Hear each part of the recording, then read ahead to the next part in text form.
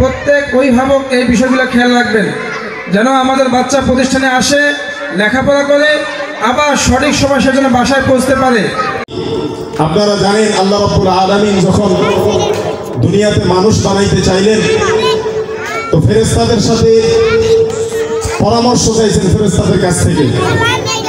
জানেন ওয়াইদ ক্বালা রাব্বুকা লিল মালাইকাতি ইন্নী জাইলুন ফিল আরদি খলিফা। তো হাফেজিয়া মাদ্রাসা আমরা শিক্ষকরা সুন্দরভাবে পরিচালনা করছি এবং অভিভাবকদের প্রতি আমার দৃষ্টি আকর্ষণ, তারা যেন ছাত্রছাত্রী দিয়ে আমাদেরকে সার্বিকভাবে সহযোগিতা করে।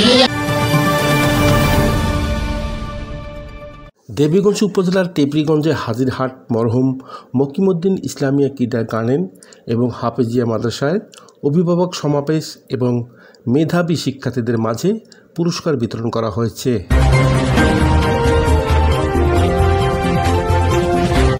বুধবার 15 জানুয়ারি সকাল 11টায় মাদ্রাসা মাঠে সভায় সভাপতিত্ব করেন উক্ত মাদ্রাসার সভাপতি মহসিন আলী।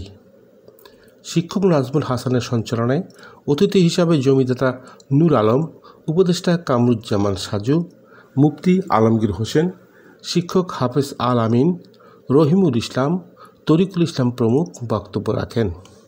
এই পর্যন্ত আসতে পেরেছি, এজন্য আল্লাহর কাছে শুকরিয়া, সকলে বলে আলহামদুলিল্লাহ। অনুরোধ করব যাতে আমরা খুব দ্রুততার মধ্যে গার্জিয়ানদের দৃষ্টি আকর্ষণ করছি, খুব দ্রুততার সহিত যাতে আমরা এই পোশাকগুলো নিশ্চিত করতে পারি। অনুষ্ঠানে অভিভাবক সহ এলাকার গণ্যমান্য ব্যক্তিগণ উপস্থিত ছিলেন। আলোচনা শেষে উক্ত মাদ্রাসার মেধাবী শিক্ষার্থীদের মাঝে পুরস্কার এবং শিক্ষা উপকরণ বিতরণ করা হয়।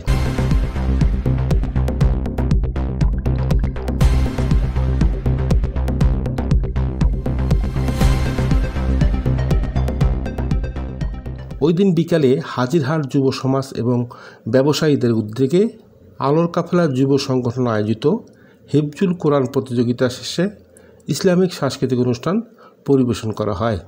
এতে নাটক এবং সঙ্গীত পরিবেশন করেন সীমান্ত সাহিত্য সাংস্কৃতিক সংসদ পঞ্চগড়। দ্বীনি ইসলামের আলো ছড়িয়ে দিতে একদিন এই প্রতিষ্ঠানটি মাইল ফলক হিসাবে সুনাম বয়ে আনবে বলে এমনটি আশা করেন পরিচালনা কমিটির লোকজন।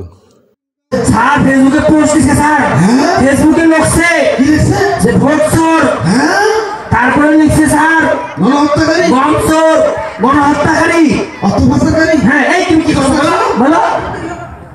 আরে ভাই আমি কোন দেশের কথা বলি না স্যার। হে স্যার কোন দেশের কথা? আলিসুজ্জামান মানিক, শালকি নিউজ।